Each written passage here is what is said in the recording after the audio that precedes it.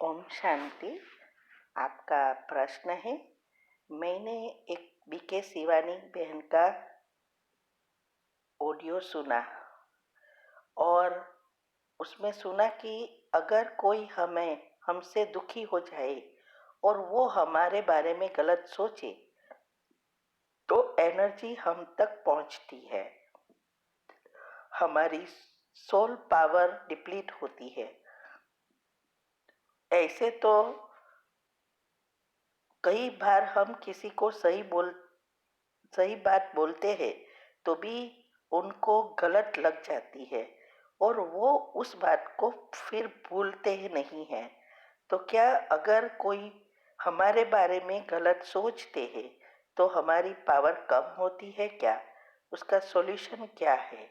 कोई हमारे बारे में कैसा भी सोचते रहे तो हमारी पावर इफेक्ट ना हो। उत्तर है, देखो, हमने कई बार कहा था कि ये बातों को समझने के लिए बुद्धि क्लीन एंड क्लियर चाहिए। इसीलिए जब तक हमारी बुद्धि क्लीन ना हो तो बहुत वीडियो नहीं सुनो। ऐसे ही वीडियो सुनने से परिवर्तन नहीं आ जाता। पहले अपनी अवस्था बनाओ।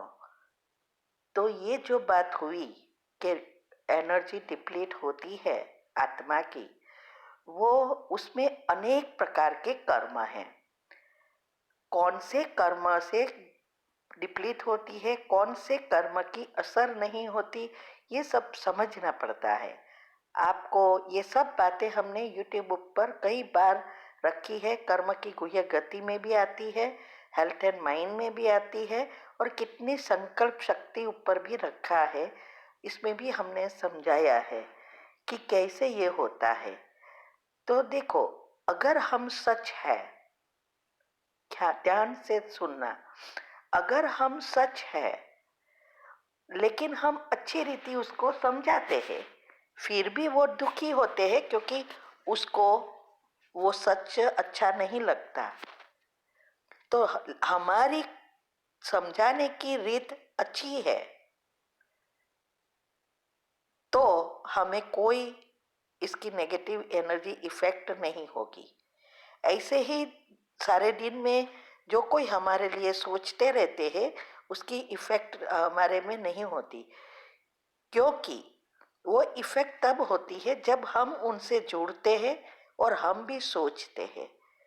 कई बार ऐसा भी होता है, हमारे बच्चे, हमारे माँ बाप, सास ससुर, पति और फ्रेंड्स या बाहर वाले जॉब वाले, हर एक जगह पे ये प्रॉब्लम होता है।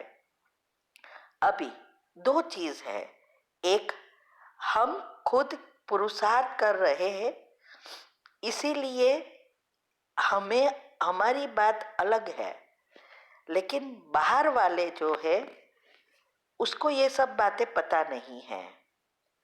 तो पहले तो हमें ध्यान देना है कि कैसे उसको युक्ति युक्त कहना है, नहीं तो सबसे अच्छा चुप है। दूसरा यह है, अगर वो कोई भी चीज की जरूरत है, जैसे मैंने कई उदाहरण में बताया है बच्चे माँ बाप के बारे में या पति के बारे में, कि अगर उसको कुछ चीज की जरूरत है, जैसे बच्चे बड़े करना, स्कूल में भेजना, अच्छी रीति पढ़ाना, उसको जो भी चीजें रोज की खाना पीना कपड़ा चाहिए वो देना, वो हमारी फर्ज है। तो वो हमें करना है हमारी व्यवस्था के अनुसार, इनकम के अनुसार। लेकिन आजकल की जो चीजें बाहर आ रही है, माना दुनिया में इतना पबका बढ़ गया है और अगर बच्चा इससे सेटिस्फाइड नहीं है और ऊपर से गलत बोलता है या सोचता है तो वो आपको कुछ नहीं होगा, वो उस बच्चे का खुद का कर्म बनेगा। लेकिन अगर आपने उसको फिर भी उसको जो चाहिए वो देते रहे, वो बिगड़ता रहे, तब आप उनसे जुड़ते हैं और आपके कर्म बनते हैं। ऐसे ही माँ बाप के साथ, सबके साथ ऐसा होता है। इसीलिए हर कोई सोचे उससे डिप्लीट नहीं होती है। आप कैसे उसको कहते हैं और कैसे उसके साथ बिहेव करके जुड़ते हैं। और जब हमारी भावना जुड़ती है तब कर्म बनते हैं। जैसे हाँ, हमारे ऐसा लगे कि उसको बहुत बुरा लगा, वो तो भूलेगा ही नहीं, ऐसा चिंतन हमारा भी चले तब कर्म बनते हैं। इसीलिए ये सब बातें बहुत गुह्य है। इसके लिए आपको ये बातों को समझने के लिए बुद्धि की लाइन क्लियर करनी पड़ेगी। ठीक है, तो ये माइंड से निकाल दो कि हर कोई के संकल्प से हमारी आत्मा की शक्ति ड्रेन होती है, ये निकाल दो। ठीक, हमें बस अच्छा व्यवहार करना है, ठीक है, लेकिन सबसे अच्छा यह है बिना कुछ कहे किसी को ऐसे ही सीख देना, इसे तो अच्छा है चुप रहना। ओके, ओम शांति। आपका प्रश्न है कि मुरली में आया कि अविनाशी ज्ञान रत्नों का दान ही महादान है, इस दान से ही राजाई प्राप्त होती है, इसीलिए महादानी बनो। तो मेरा प्रश्न यह है कि मुख से ज्ञान दान करने वाले ही राजाई पद प्राप्त करते हैं। कोई आत्मा ऐसी है मुख से ज्ञान दान नहीं कर सकती, लेकिन योग धारणा तन मन धन से सेवा करते रहते हैं, तो क्या वो आत्माएं राजा नहीं बन सकेंगे? उसका उत्तर है, देखो, ज्ञान दान महादान का अर्थ हमने एक वीडियो में बहुत अच्छी रीति समझाया है। उसका अर्थ ये नहीं है कि सिर्फ ज्ञान देना ही दान है, नहीं। कभी कभी ज्ञान देने वाले का पुरुषार्थ नहीं है, सिर्फ ज्ञान देते हैं, योग नहीं है, तो वो महादानी नहीं है। महादानी का अर्थ पहले समझो कि ज्ञान, ये अविनाशी ज्ञान रत्नों क्या है। ये ज्ञान को सुनकर समझकर जीवन में धारण कर उस ज्ञान स्वरूप बन जाना, और फिर उससे हमारे वाइब्रेशन से, हमारे संकल्प से एक एक जो भी वाइब्रेशंस उत्पन्न होते हैं वो सारे विश्व तक पहुंचते हैं। योग करते हैं वो भी महादानी बनते हैं। अवस्था चाहे आप मुख से नहीं देते हो, इवन मैंने ये भी समझाया है कि अगर हम सेंटर पर सेवा करते हैं तो कैसे ये हमें उसका हिस्सा मिलता है, कैसे मधुबन जाके सेवा करते हैं तो हिस्सा मिलता है, क्योंकि हर एक की विशेषता अलग अलग है। तो विशेषता अनुसार सब सेवा करते हैं और सबका फल मिलता है। तो राजाई घराने में आना इसके लिए पहले अपने आप को परिवर्तन करना और योग में पक्की अवस्था बनाना और जीवन में संतुष्टता लाना, तब अंत मति सो गति कर सकेंगे और राजा बन सकेंगे। राजा बनने का अर्थ ही यह है पहले जन्म में आना, और पहले जन्म में भी फिर ये सब अलग अलग पद है, तो 9 लाखवां नंबर भी एक बार राजा बनता है इस पुरुषार्थ से। और पहले श्री कृष्ण के घर आने वाले कई बार राजा ही बनते हैं। ये सब बातें हमने YouTube पर बहुत अच्छी रीति डिटेल में बहुत टॉपिक में समझाया है, आप वहां सुन सकते हैं। तो इसीलिए राजा बनना अर्थात पहले जन्म में आना,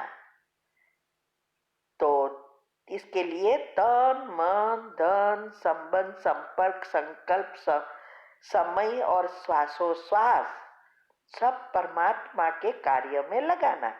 जिस टाइम जो मिला वो सब उसके लिए, ये भी हमने YouTube पर रखा है।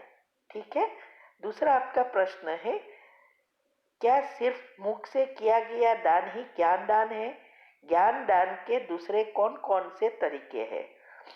उत्तर है, मैंने आपके प्रश्न के उत्तर में बता ही दिया कि क्या ज्ञानदान मुख से नहीं करते तो भी वो आगे जा सकते हैं, और हर एक सेवा, यहाँ तक कि अपने आप को परिवर्तन करना और शुद्ध संकल्प का स्रोत क्रिएट करना, है ना, हमारे सारे चक्र के लेयर्स बदल जाते हैं तो नेचुरली पॉजिटिव बन जाते हैं। ये सबसे बड़ी सेवा है। ठीक है। ओम शांति।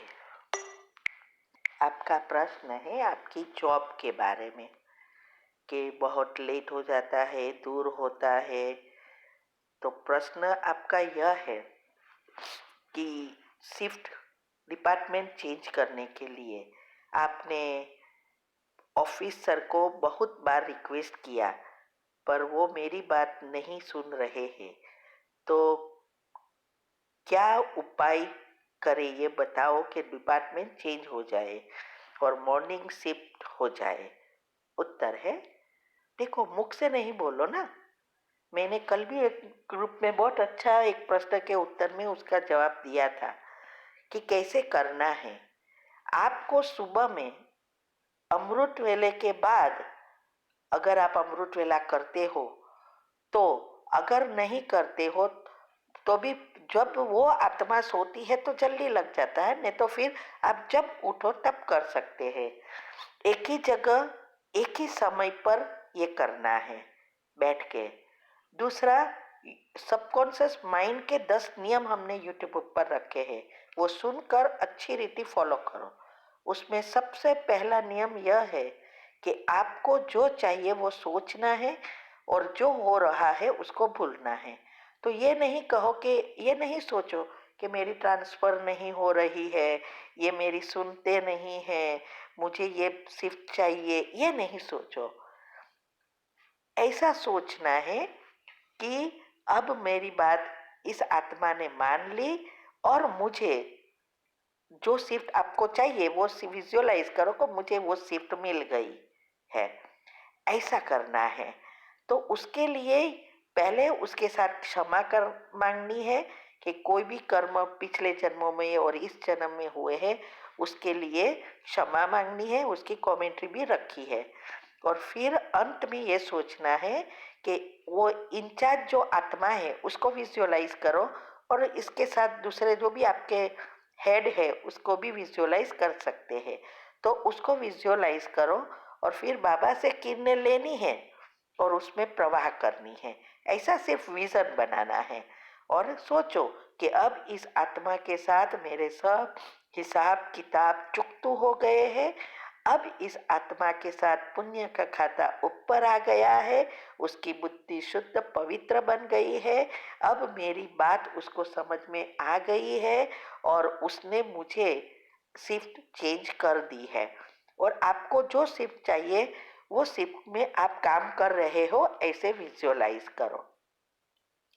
ठीक है। तो ऐसे करने से आपको वो ऑटोमेटिक ट्रांसफर मिलेगा। और रोज ऑफिस में जाते हैं या सुबह में जब भी योग का प्रयोग करते हैं, 5 मिनट की जो दिनचर्या ग्रुप में कमेंट्री आती है वो रोज करो। और उसके बाद ये करो कि 21 बार भी आप कर सकते हो या एक बार भी कर सकते हो, और ऑफिस में जाके भी 5 मिनट कर सकते हो। पवित्रता के किरणें मुझ आत्मा पर पड़ रहे हैं, मुझसे चारों ओर फैल रहे हैं, सारे फैक्ट्री में फैल गए हैं। अब सभी आत्माओं के साथ मेरे हिसाब चुकतू हो गए हैं।